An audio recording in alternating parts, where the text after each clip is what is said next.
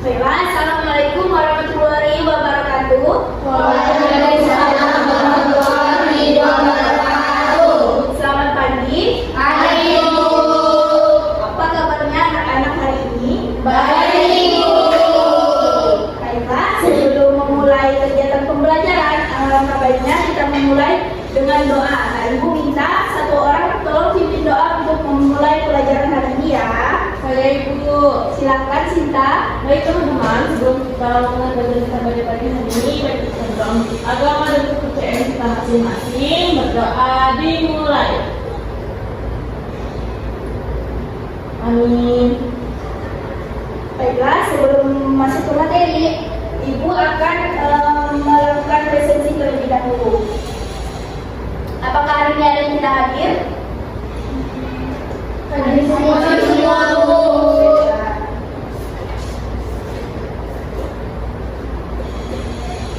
Fatimah Puji Lestari, Hadir, Bu. Gita Rahmadia, Nur Alfianti Nikmah, Hadir, Bu. Amalia Putri Salihat, Hadir, Bu. Fadisa Safarini, Hadir, Bu. Cinta Putri, Hadir, Bu. Bella Nurulaya, Hadir, Bu. Gertia Wianda, Hadir, Bu. Syarifah Zulfan Alifahila, Hadir, Bu. dan Yana Bisa Astuti. Hadir, Bu. Baik, hadir semua ya. Nah, untuk menanam rasa cinta nasionalisme kita terhadap tanah air, seperti biasanya kita akan menyanyikan lagu Indonesia Raya terlebih dahulu. Ibu minta satu orang memimpin lagu Indonesia Raya hari ini. Saya, Bu. Silahkan Yana. Dimohon untuk anak-anak sekalian berdiri ya. Hiduplah Indonesia Raya. Indonesia tanah airku, tanah tumpah darahku. Di sanalah aku berdiri, jadi pandu ibu. Indonesia kebangsaanku, bangsa dan tanah airku. Marilah kita bersatu, Indonesia bersatu. Hiduplah tanahku, hiduplah negeriku, bangsaku, rakyatku semuanya. Bangunlah jiwanya, bangga badannya untuk Indonesia Raya. Indonesia Raya, merdeka, merdeka, tanahku, negeriku yang ku cinta. Indonesia Raya, merdeka, merdeka, hiduplah Indonesia Raya.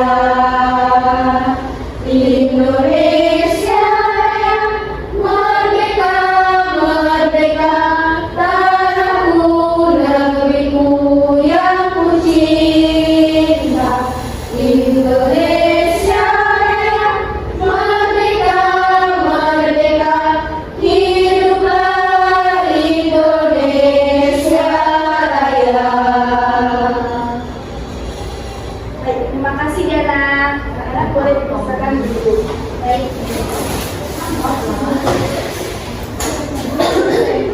Silakan.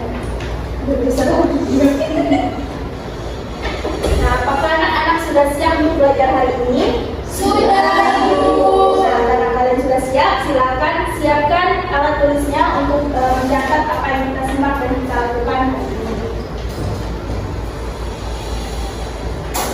Nah, apakah kalian masih ingat apa yang kita pelajari pada minggu kemarin? Masih, Ibu, pertumbuhan dan perkembangan manusia. Ya, benar sekali. Nah, selanjutnya hari ini kita akan membahas tentang pertumbuhan dan perkembangan tumbuhan. Nah, ada yang tahu apa itu pertumbuhan dan perkembangan tumbuhan.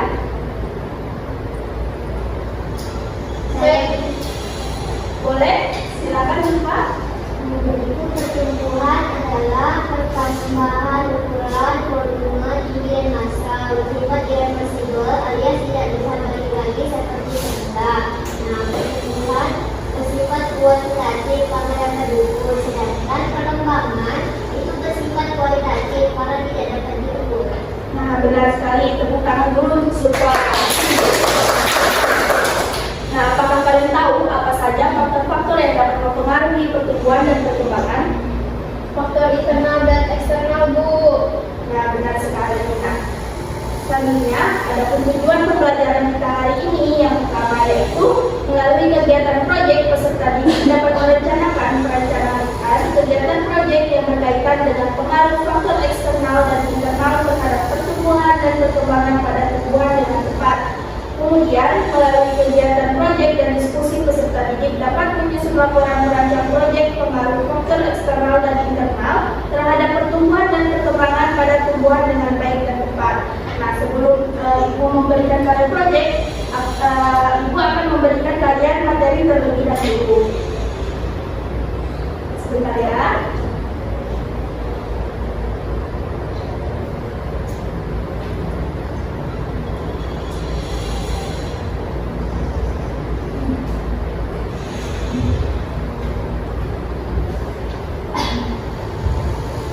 Nah, seperti yang telah dijelaskan oleh teman kalian tadi, pertumbuhan merupakan pertambahan ukuran, volume, tinggi, dan massa yang bersifat irreversibel atau tidak dapat balik lagi seperti semula.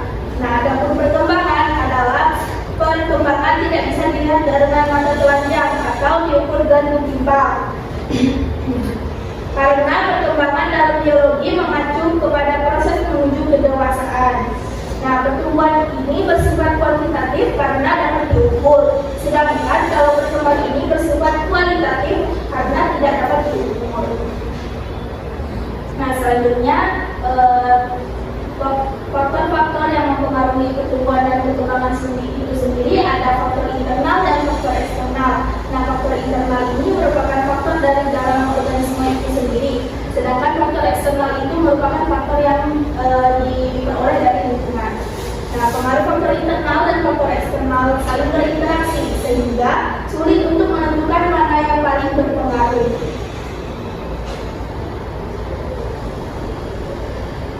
Nah, yang pertama itu ada faktor internal, salah satu contohnya itu ada faktor genetik. Nah, faktor genetik ini mengendalikan hormon. Hormon merupakan suatu senyawa kimia yang dihasilkan oleh tubuh yang dengan jumlah sedikit. Nah, sehingga dalam jumlah sedikit ini itu dapat menyebabkan reaksi fisiologis yang besar. Nah, untuk proses pertumbuhan dan perkembangan tumbuhan. Hormon yang dihasilkan oleh tumbuhan itu disebut dengan fitohormon. Nah, fitohormon ini terdiri dari 5 hormon. Yang pertama itu ada auksin, ada giberellin, ada sitokinin, ada asam absisat atau EGE, dan ada etilen.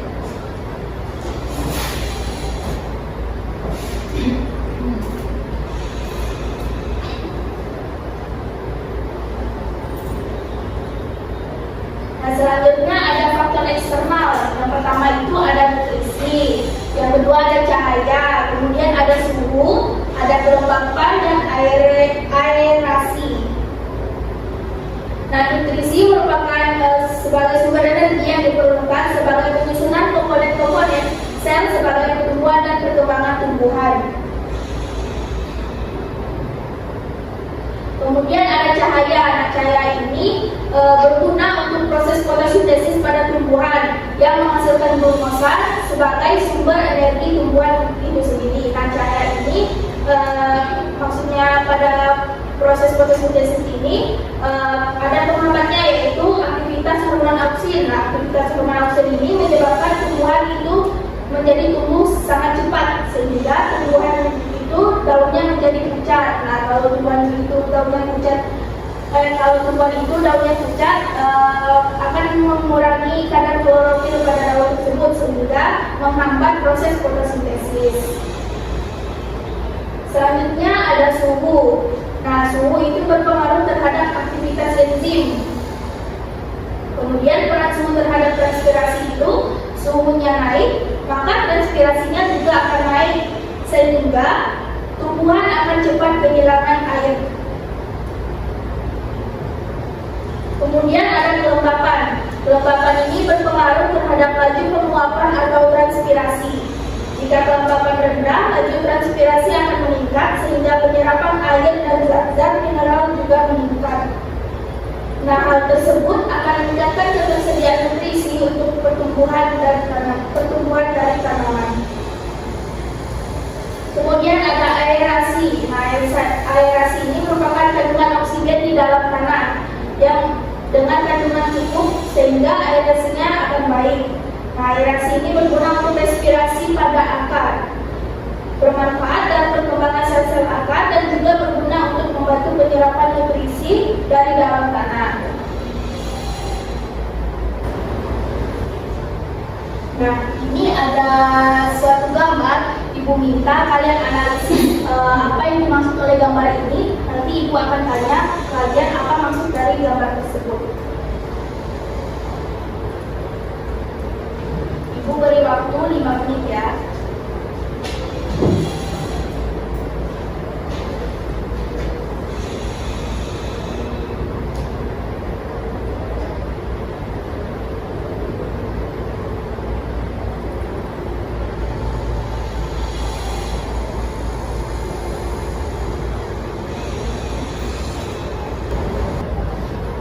Baiklah, 5 menit sudah terlewatkan. Ada yang bisa menyampaikan apa yang dimaksud oleh gambar tersebut? Silakan. Silakan kita.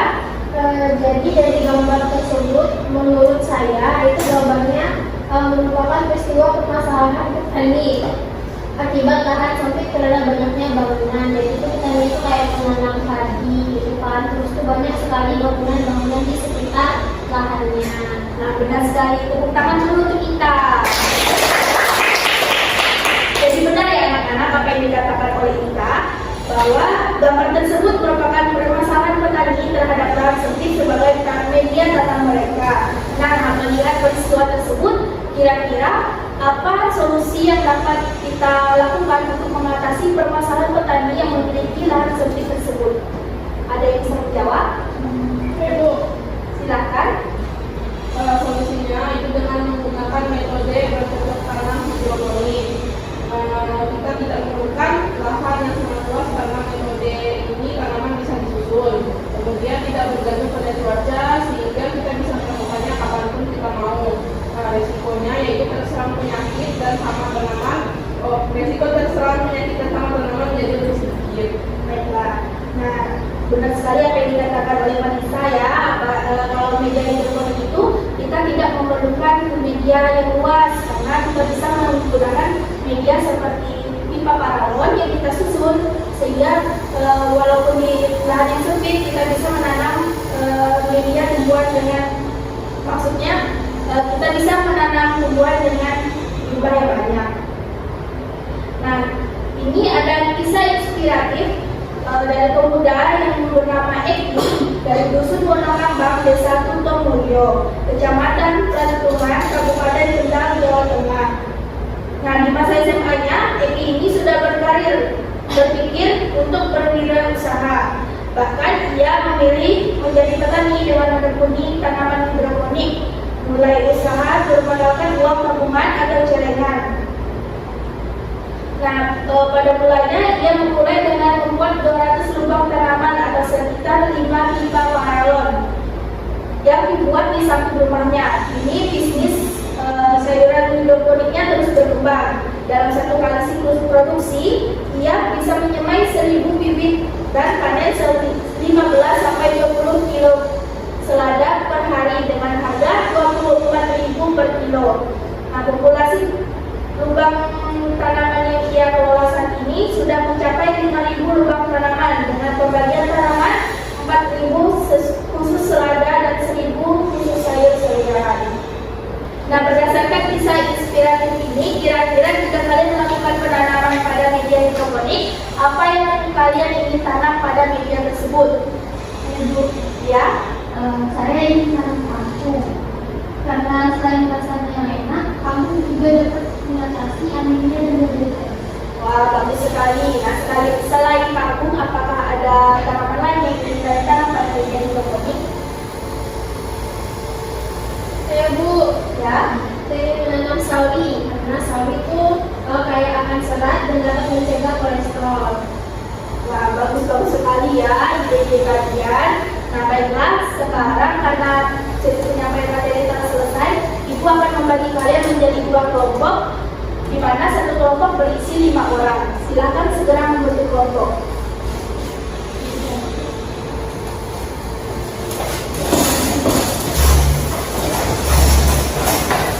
Baiklah, untuk hari ini Ibu meminta kalian untuk berpikir kira-kira apa saja alat-alat yang bisa digunakan untuk media hidroponik.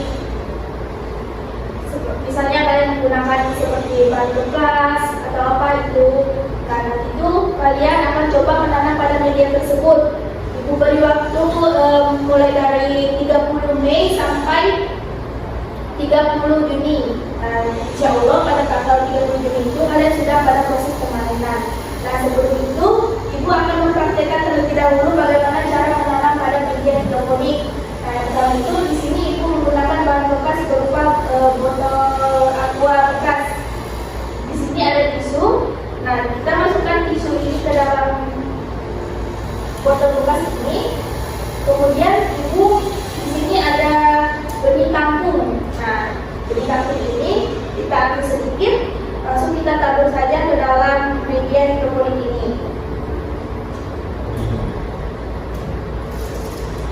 Nah, ini karena tidak mungkin Ibu bawa barang ke sini kan. Nah, ini sebagai contoh Ibu bawa gelas yang berisi air. Nah, sebenarnya kalau di media hidroponik itu tidak hanya air saja, tetapi ada senyawa-senyawa kimia yang membantu proses pertumbuhan.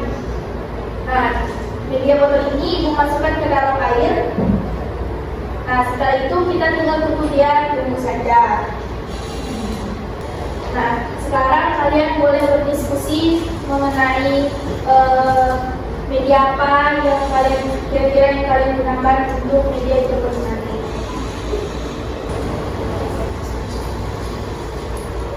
Apakah di kelompok ini ada kendala? Kalau misalnya boleh pakai botol yang bekas kalau bisa nggak Bu? Yang kalian Bisa dicoba. bisa Bu, saya tanya Bu Ya, kalau misalnya buatnya pakai botol yang bekas seperti lantai bisa nggak Bu? bisa asalkan nanti kalian cuci terlebih dahulu ya, sehingga zat sabunnya itu sudah tidak ada lagi pada botol tersebut. Emang mangga bisa nggak Bu? Jadi sepertinya tidak bisa ya, karena mangga itu merupakan tumbuhan yang besar. Nah, hidroponik ini cocoknya untuk media seperti sayur-sayuran. Untuk kelompok 2, apakah ada kendala? Kayak galon mungkin bisa. Nanti kalau bisa Bu. Iya. Nanti balonnya kalian simpan di atas galonnya. Nanti galonnya isi air, nah kalian tinggal masukin tanamannya aja di dalam galonnya. Nah, airnya perlu mengalir? Tidak, tapi dia tuh ada waktunya untuk diganti gitu airnya. Kemudian ada seperti senyawa-senyawa kimia yang dulu dilakukan, dan itu bisa kurang, dan jadi itu kalian bisa tambahin ke dalam air lagi.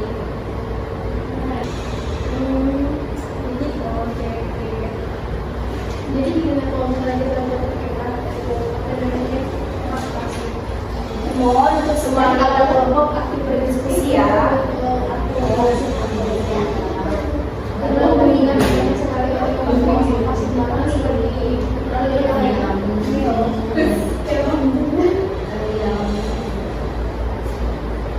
Wah, bagus sekali.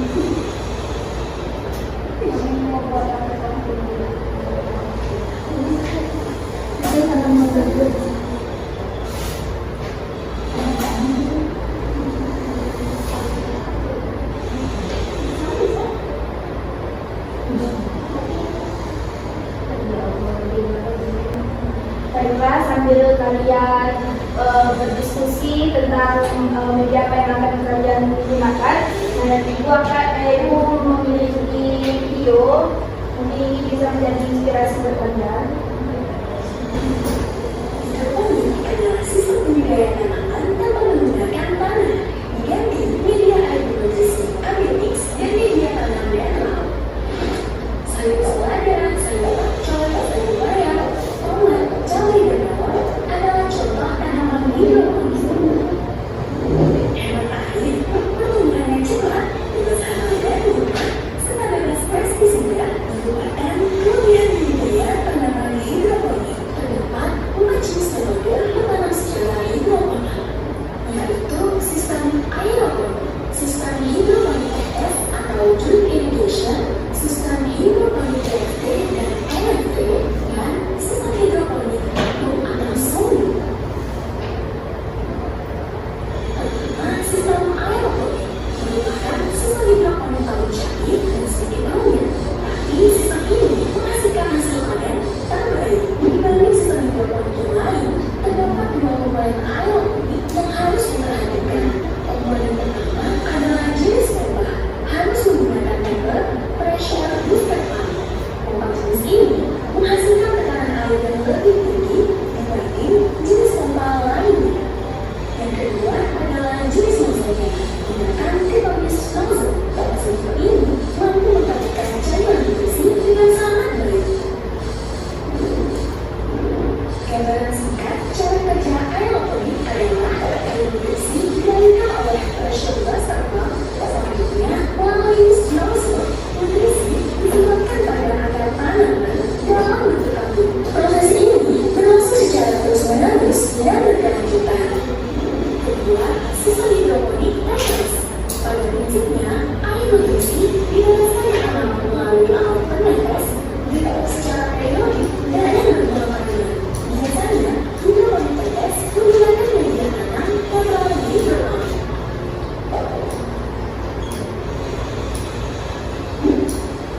Ketiga, sistem hidroponik TFT dan NFT. Prinsip-prinsip kedua sistem ini hampir sama. Perbedaan ada pada penggunaan air nutrisi. Sistem hidroponik TFT atau drip flow technique dicirikan dengan adanya genangan air nutrisi. Media tanam diletakkan dalam mangkok diletakkan dalam wadah berair nutrisi. Tidak ada pompa dan juga listrik. Biasanya hanya ada media penghubung antara penanaman tanaman dan air nutrisi di dalam wadah tersebut.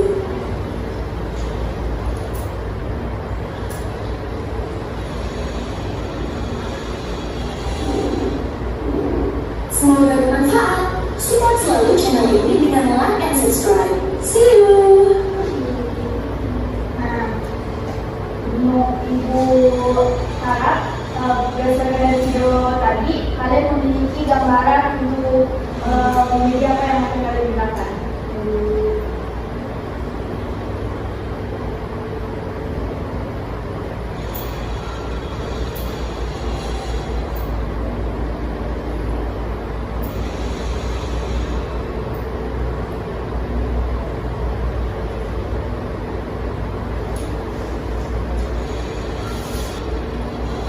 Baiklah, apakah diskusi kelompoknya sudah selesai?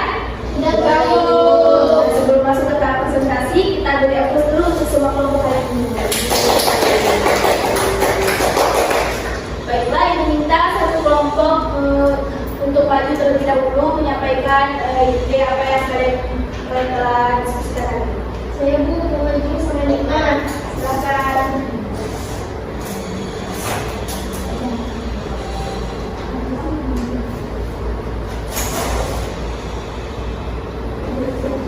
Baiklah, perkenalkan kami dari kelompok 1. Di sini saya dan Lukman itu perwakilan dari kelompok 1. Nah, jadi kelompok 1 di sini akan membuat wadah media hidroponik yang akan kami modifikasi adalah dengan menggunakan botol bekas. Penggunaan botol bekas ini juga bisa menghemat penggunaan plastik dengan mendaur ulangnya menjadi wadah bertanam hidroponik. Nah, adapun alasan kami menggunakan botol bekas ini sebagai wadah media tanam hidroponik itu karena di sekitar kita itu Banyak sekali sampah botol plastik yang berserakan yang tidak dapat diuraikan. Nah, jadi sehingga akan lebih baik jika kita mendaur ulang botol-botol tersebut, seperti salah satunya yaitu tadi dengan membuat wadah filigree Nah, bagus sekali menyampaikan dari kelompok 1 ya. Mereka juga ada materi apa alasan mereka memilih media tersebut. Tepuk tangan dulu kelompok 1. Kelompok 1 dibuat dulu.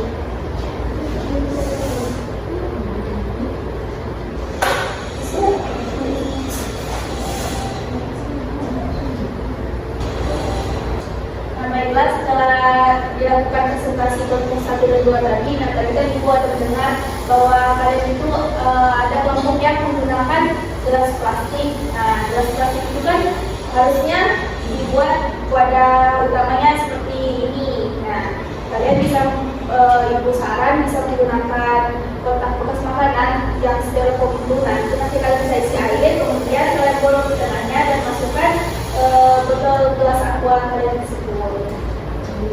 Nah, nanti proses pembuatan proyek kalian ini kalian buat langkah-langkahnya dalam bentuk video. Setelah itu kalian edit semenarik mungkin dan kumpulkan pada link yang telah Ibu kirim pada grup WhatsApp. Nah, mungkin selama berdiskusi tadi kalian ada kendala. Apakah ada kendala yang kalian alami di dalam diskusi tadi?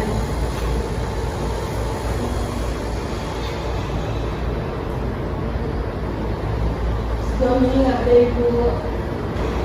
Ada Bu. Silakan. Kendala kami sulit menentukan wadah media yang akan digunakan. Dan kurang tahu media utama ini apa. Nah, berdasarkan apa yang Ibu telah jelaskan tadi dan video yang telah kalian tonton tadi, kira-kira apa sih media utama dari hidroponik ini? Air. Benar sekali. Media utama dari hidroponik ini adalah air. Baiklah, karena presentasi pun sudah selesai, telah selesai memberikan kalian tugas. Sekarang kita akan menyimpulkan materi yang telah kita pelajari hari ini. Ibu minta satu orang silakan menyimpulkan apa yang telah kita simak hari ini. Baiklah, Itra, silakan semuanya. Jadi kesimpulan pembelajaran hari ini itu pertumbuhan adalah pertambahan ukuran, volume, tinggi, dan massa bersifat irreversibel alias tidak bisa balik lagi seperti semula. Nah, pertumbuhan ini bersifat kuantitatif karena dapat diukur. Sedangkan perkembangan memiliki sifat kualitatif karena tidak dapat diukur. Nah, jadi ada faktor-faktornya yaitu faktor internal dan faktor eksternal. Sekarang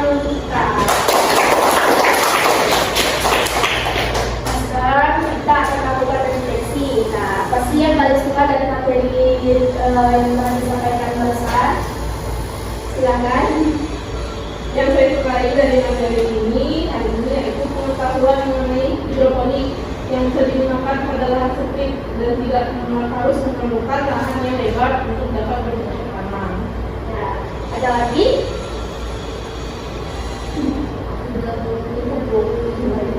Nah, baiklah, sampai sudah kita pada akhir pelajaran hari ini. Sebelum pulang, marilah kita berdoa terlebih dahulu. Satu orang memimpin doa untuk pulang hari ini. Oke, Bu. Silakan kita. Baik, teman-teman, sebelum kita pulang, mari kita berdoa menurut agama kita masing-masing. Berdoa mulai.